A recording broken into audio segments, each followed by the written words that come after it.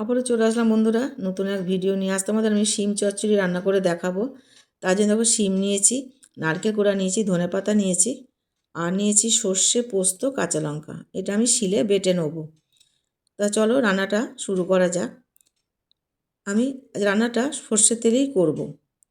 তার জন্য আমি সর্ষের তেল দিয়ে দিলাম। তেলটা গরম হয়ে গেছে, আমি ফোড়নে একটু 5 ফোড়ন দিয়ে দিলাম। 5 ফোড়নটা ভালো করে ভাজা হয়ে গেলে আমি এর মধ্যে সবকটা শিমগুলো দিয়ে দিলাম। সব শিমগুলো দিয়ে দিলাম, দিয়ে ভালো করে একটু তেলের মধ্যে মিশিয়ে নিলাম। এবার আমি পরিমাণ মতো হলুদ দিয়ে দিলাম, পরিমাণ মতো নুন দিয়ে দিলাম।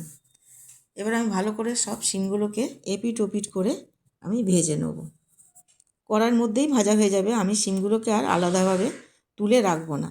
দেখো মাঝে মাঝে একটু পাতিয়ে দিচ্ছি, এপিট ওপিট করে শিমগুলো সবকটা ভাজা হয়ে গেছে। দেখো এইভাবে ভেজে নিয়েছি। এবার আমি সর্ষে, পোস্ত, কাঁচা লঙ্কা বাটাটাও দিয়ে দিলাম। বাটি ধোয়ার জল অল্প পরিমাণে দিয়ে আমি ভালো করে একটু কষিয়ে নেব। বেশি কষানোর দরকার নেই, সর্ষে পোস্ত গন্ধটা চলে যাবে, তাই জন্য আমি বেশি কষাবো না। ভালো করে একটু সব মিশিয়ে নিলাম। এবার আমি পরিমাণ মতো আমি 2 চামচ চিনি দিয়ে দিলাম।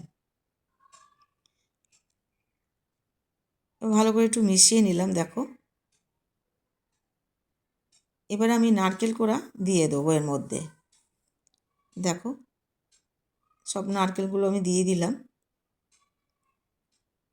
আবার ভালোভাবে একটু নেড়ে চেড়ে নিয়ে আমি সামান্য পরিমাণে একটু জল দেবো, যাতে মশলাটা নিচে ধরে না যায়। দেখো সামান্য পরিমাণে জল দিয়ে দিলাম, দিয়ে এবার নেড়ে চেড়ে নিয়ে ভালো করে মিশিয়ে নিয়ে আবারও অল্প পরিমাণে একটু জল দিয়ে আমি ঢাকা দিয়ে দেবো। বন্ধুরা তোমরা এইভাবে রান্নাটা করে দেখো, খেতে কিন্তু অসাধারণ হয় এই শিম চচ্চড়ি।